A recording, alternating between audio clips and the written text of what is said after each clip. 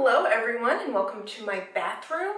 I don't think I've ever brought you guys in here before. So today I'm going to be filming and I decided to, I'm just going to put on my makeup and chat with you guys. There's a couple of questions you guys asked me and a couple of things that I just wanted to just chat about, I guess. And hopefully you guys enjoy this video. If you have any questions and if you actually like this sort of format, then maybe I'll add this to the repertoire. So let me know how you guys feel in the comments down below. If you have anything else you want me to talk about, and let's get started. So first thing that I wanted to talk about was the Louis Vuitton multi-pochette and the way I feel about influencer gifting. First and foremost, the Louis Vuitton multi-pochette. I've been asked if I like it, if I'm gonna, buy one, if I'm a fan, if I think it's worth buying, and the answer to all above questions is no, I don't like it at all. Okay, so I thought this immediately upon seeing it, but May Tall from Style Hard, shout out to her. She's the one that said it online first, so she gets the credit. To me, it looks like Lara Croft's Tomb Raider.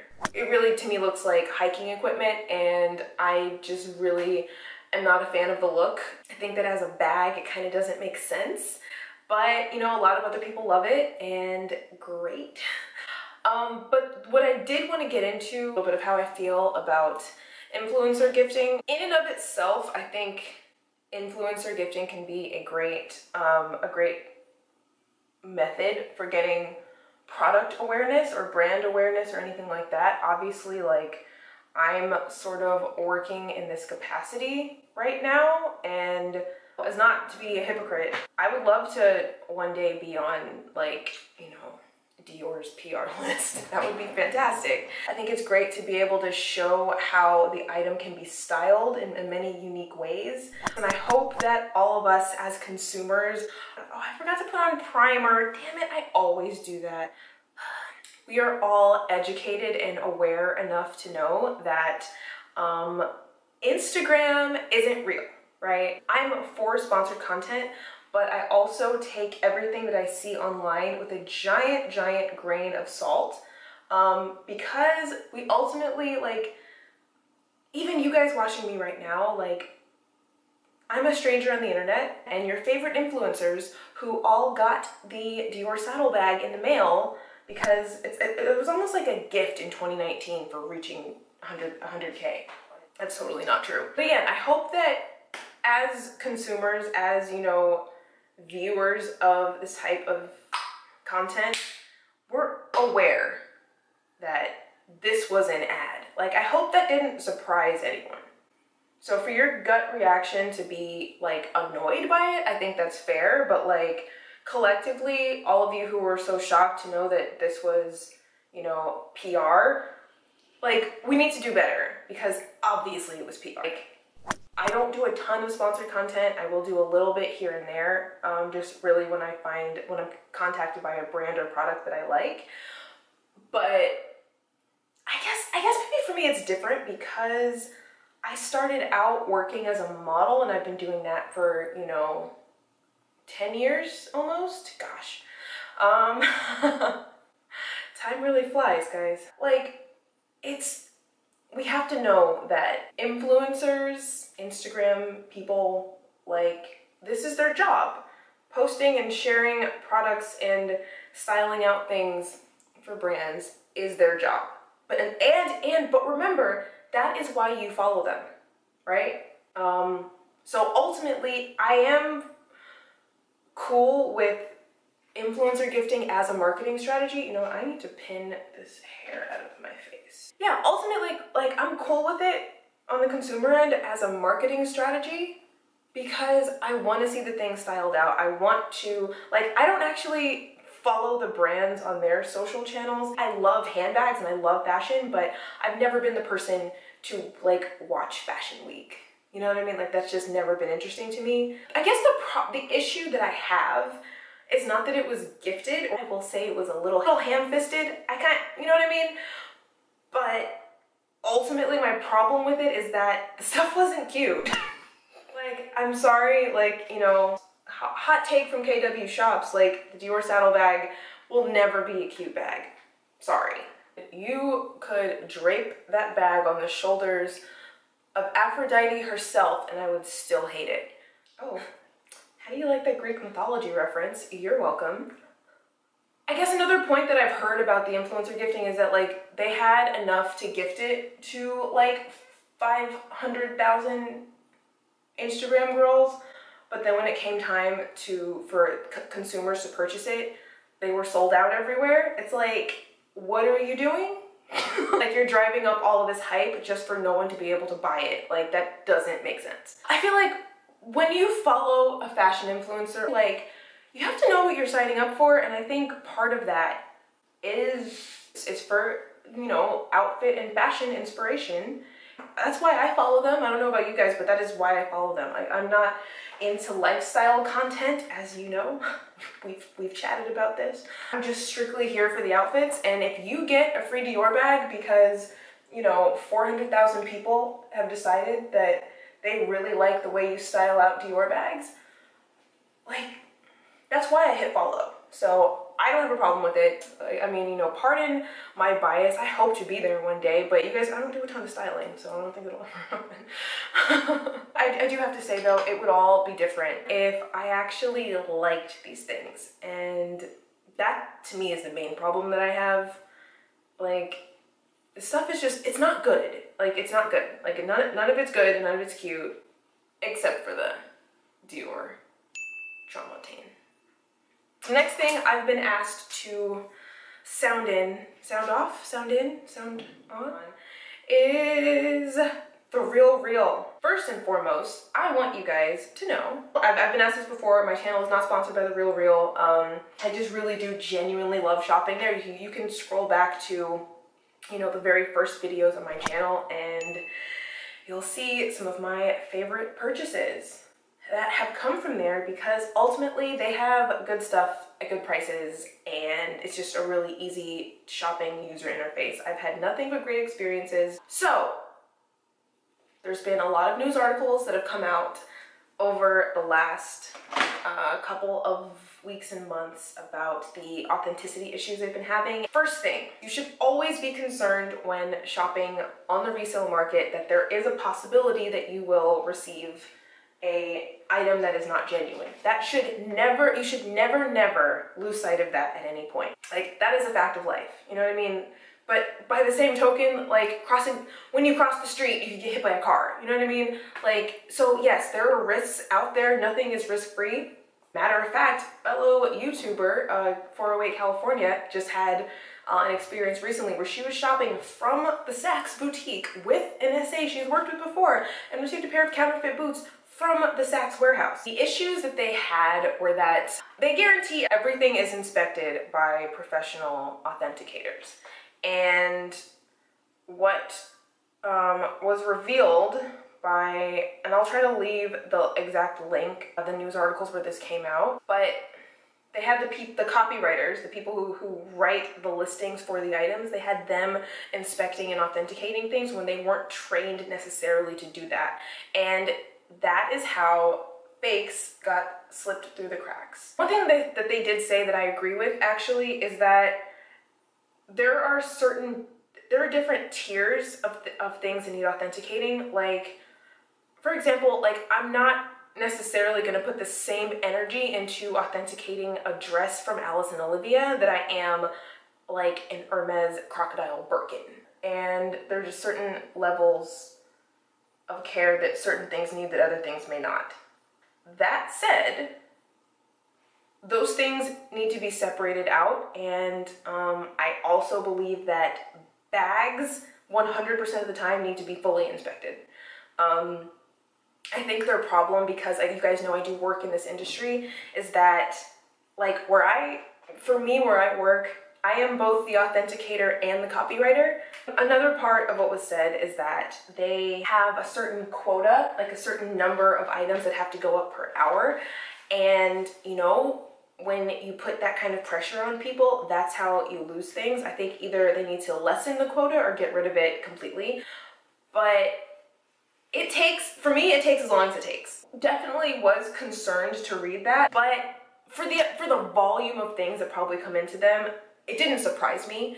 I can rest on my own knowledge and experience with designer items, whereas the average person isn't able to do that. So I think that the issue here with The RealReal is that they're focused on getting things out quickly more than accuracy, and I think that when it comes to authentication, you can't do that. So that needs to be scaled back. Mistakes were made, and they need to exercise more pause and just remember that things take as long as they take. And it sucks that with you being a publicly traded company now and having like shareholders and stuff, I don't know how any of that works, but like you answer to people now, and I think it needs to be explained to, you know, the people who want faster and cheaper. That is not the business that you're in.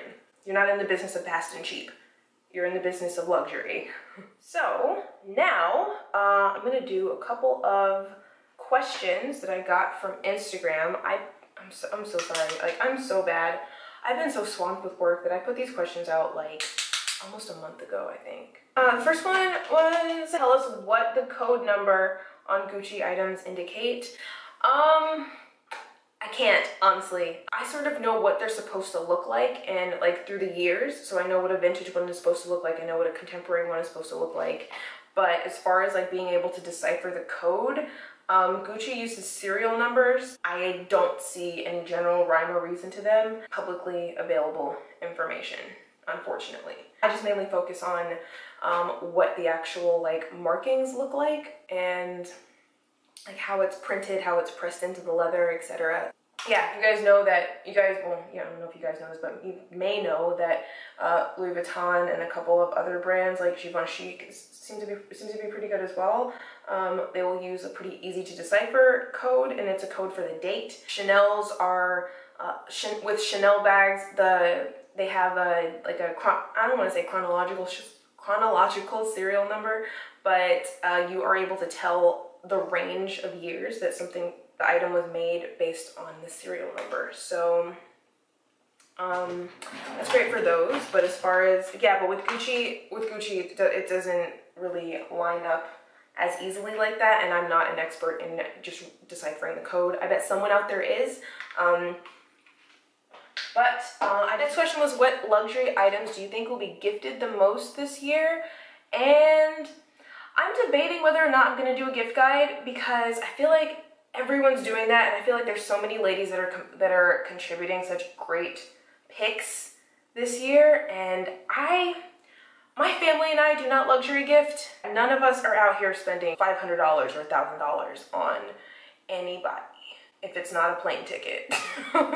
If any of you guys are out here doing that, then good for you, you know, that's awesome, but that's just not, you know, the place that I'm in my life, or anyone I know, actually. I'm gonna say one thing that I think should be gifted. I'm gonna say the YSL Lou camera bag. I think that bag is like a no-brainer. I think the price point is great. I think the design is great. I think it's simple. I think it's classic. I think that it's versatile. I just think that is such a great bag. It's very underrated. It's about $1,200, I think. Okay, my camera overheated, so I forgot where I left off. But yeah, as far as like luxury gifting, and I know I addressed this in probably my last video. If I'm spending $1,500 on like a thing that's not a bill, then it's gonna be on me, okay?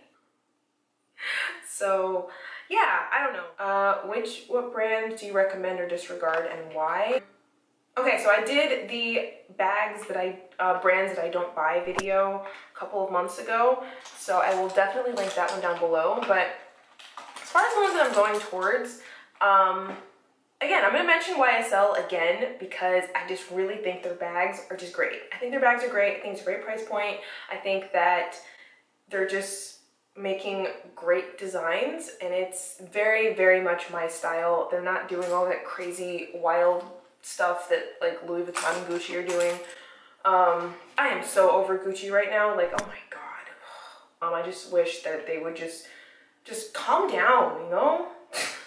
And Louis Vuitton too, like, come on guys, like, enough. And disregard, I'm gonna say Bottega again, because I know I said that in the last video, but Bottega, like, before they weren't trying to be descriptive. It's almost like I'm gonna, you know, be a narcissist for a minute and say like they heard me say that their brand is a bit of a snoozer, so they took like a giant hit of something. Now they're just going nuts. Like the stuff that they're making, like, come on, like this is ridiculous. Before it was a snoozer, now it's just like an eyesore. Sorry. Next question I got was, what is something you wish you could say in every video? And I'm gonna tell you. I actually wrote these down. I was gonna make a whole video out of 5 things I would say in every video, but I'm just gonna do this instead. The first one is, what do I always say, guys? Handbags are not reliable financial investments. Remember, you bought a purse, right? Purses are cute, purses are fun. A purse is not an asset and it should not be thought of as such. I really think that, you know, as people with platforms, I take that really seriously, that people are like listening to me and potentially like believing me when I say things. So to me, that means I need to be the most accurate and the most honest that I can. One of the many reasons I started my channel was years ago, this one girl came in to sell her Chanel Jumbo, and she had gotten it into her head that, oh, the Chanel Jumbo is an investment. The only problem, so she spent, at the time, I think it was probably like $5,000, so this was maybe like 2 or 3 years ago. So it was $5,000 that she spent, and she wanted to come in and liquidate it. And I had to tell her that when it comes to like paying someone to sell it, which many of you don't want to do, which is fine, that's anyone's decision, but paying someone to sell it, and then on top of that, being competitive when Ball Harbor, in my case, where the Chanel store is right down the street. So I would generally say that people don't want to spend too close to retail, and I guess this could be an entire video unto itself, but to pay that close to retail, like to pay too close to retail, I just think doesn't compute, doesn't make sense. People do it, and to each their own, but I wouldn't. The next thing I would say in every video, like I literally, if I could put like a lower third on the bottom of my videos, I would tell people to stop buying designer phone cases. Literally, like, why not just take $300 and put a match to it? They don't protect your phone, first and foremost. And second of all, like, they have 0 resale value once you're done with it. They make a new phone every single year. Like, I don't know how this creeps up on people every single time. Like, if you're paying attention enough to find a designer phone case that you like, then pay attention enough to know that it's gonna be obsolete in 18 months. So yeah, you're gonna go and try to sell it and try to get the most money you can out of it. But remember that anyone who's willing to spend over $100 on a phone case probably has the new phone, okay? You guys, if you're gonna listen to anything I ever say, besides don't spend money you don't have thinking you're gonna recoup it on a handbag, besides that, don't buy a designer phone case. Just please stop this. I have other things on this list, but if I had to pick 2 things that I would say, it would be that. I need eyeliner. Give me a minute, I'm gonna do this eyeliner. I can't do it without looking like really unflatteringly to camera, so I'm gonna do that. Be right back. And we're back. I had to do my eyeliner. I don't do a ton of eyeliner, but I'm about to put my lashes on. So pretty much, I just, you know, wanted to get in here, just do sort of like an informal type of like chatty thing. Okay, no, you know what? I just saw myself in the viewfinder. We're not doing that. I'll be right back. All finished. So yeah, this is the final look. Finished product. I'm gonna go film videos now, and I just hope that you guys enjoyed listening to me chat and ramble and rant about random luxury things. If you guys like this video, then maybe I'll do another one. And if you hated it, also share. Hopefully, you guys enjoyed this. And now we're gonna go film. I'm gonna film my wish list and something else. Bye for now. Comment below if you have any questions about stuff, and I'll see you guys in my next one. Bye.